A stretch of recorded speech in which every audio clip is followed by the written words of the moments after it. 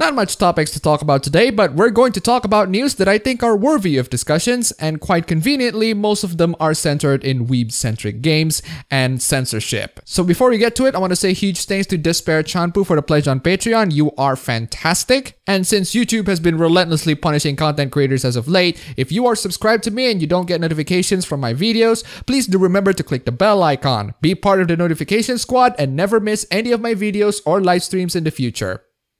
Hopefully.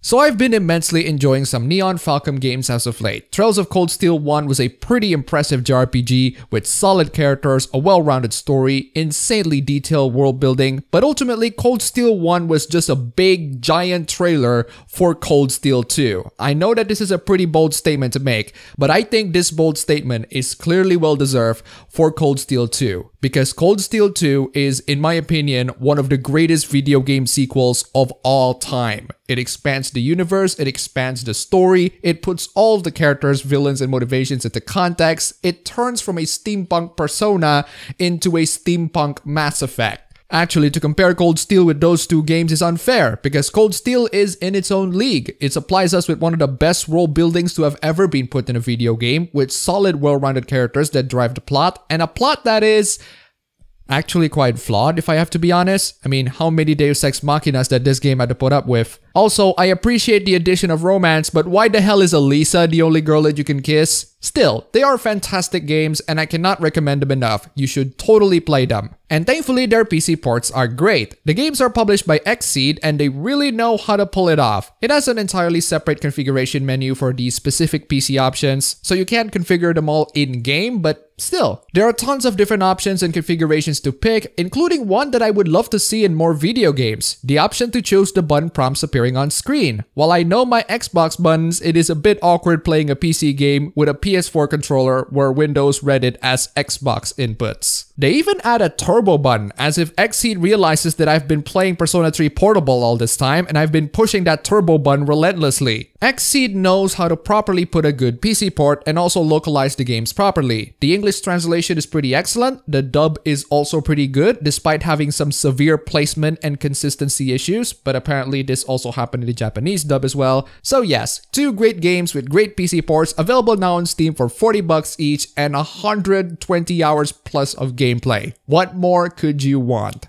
Well, I can tell you what you will certainly don't want: a terrible PC port. You know, like another Neon Falcom game, VIII. YS8?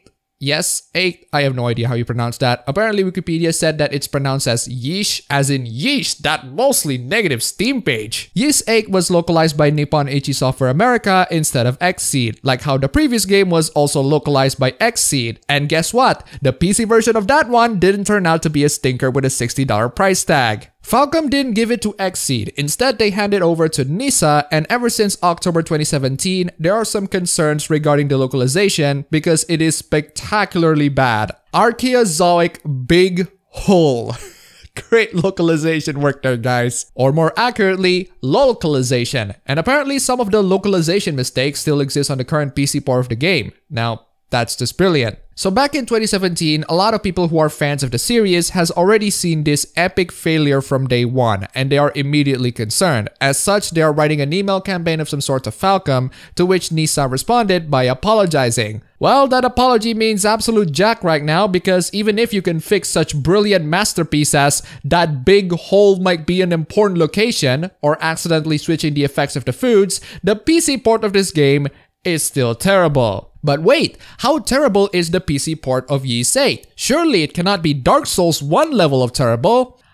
Well, it actually is. As one user from Steam illustrated, it is a lazy PS4 port through and through, bare bones graphical options, fixed internal resolution, which means that the game can stuck in 4K even if you turn your screen resolution down, gamepad issues, horrendous mouse and keyboard support, and many more. Neon Falcom games have a track record of being positively received on Steam, then came VIII to completely ruin it. Just look at that. Even Tokyo Xanadu X Plus, whose PC port was pretty freaking bare bones, are still at least functional and received positively. How can this happen? How can this game still have terrible PC ports and downright shoddy localization even after tons and tons of delays? Well, the best and most plausible explanation throughout this entire thing is that NISA is terrible at doing their job. And for all of you Switch players who think that they will be safe, I recommend you to think again, as the trailers for the Nintendo Switch version of this game is apparently the trailers for the PS4/Vita gameplay recycled. And even if the Switch port is great, I am hoping that they would at least address some of the downright terrible localization practices. So after all of this controversy and tons of complaining on the Steam forums,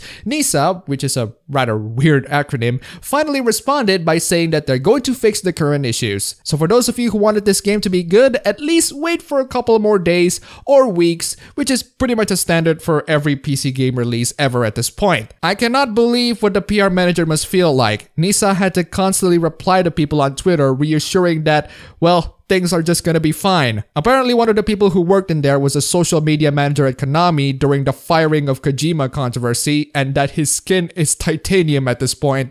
Well, good for you. But there's a great way for you to reduce this unnecessary backlash, and that is to actually localize this game properly and actually make a good PC port for it. Lesson of today, if you don't want to get backlash, don't piss off your fans. And if I hear just one more confirmation of Trails 3 being on the hands of NISA— No! God!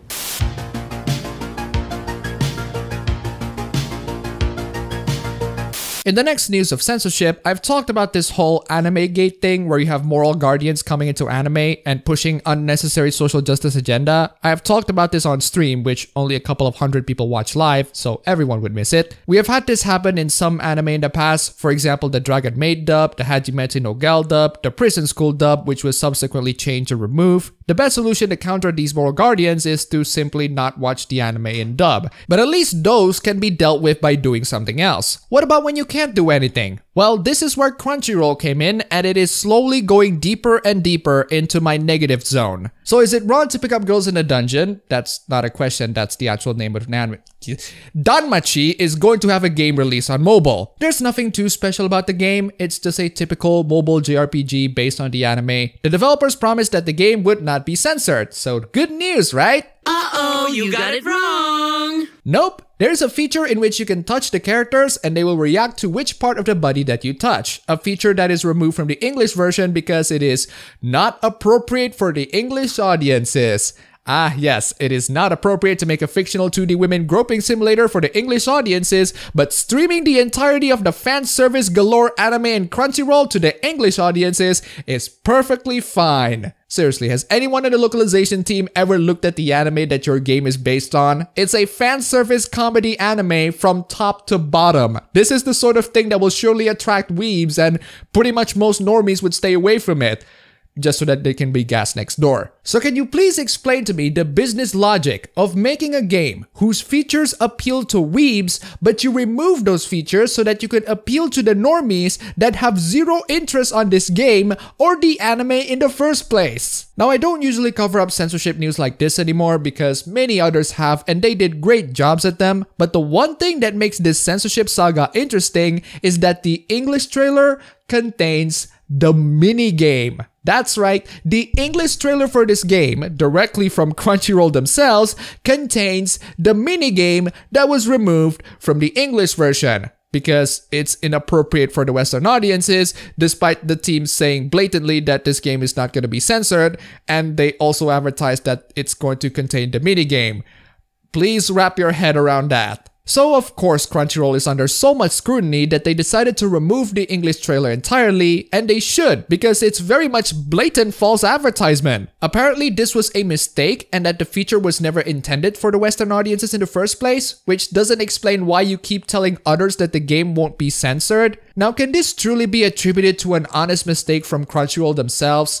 Possibly, but regardless of intent, the one thing that we can all learn from this stupid event is that any attempt at censorship, even the smallest and tiniest of features, will eventually result in one hell of a giant snowball in which you have to also change everything else that you worked for. Not only people will find out that you have been censoring stuff, but they will also find out that you have gone sloppy and deceived people with your false advertisements because you decided to turn one small thing and it all goes downhill from there. All of this wouldn't have happened if you just keep the feature in there. You would have saved a lot more time, have less fans to complain, and have less things to explain towards the Federal Trades Commission.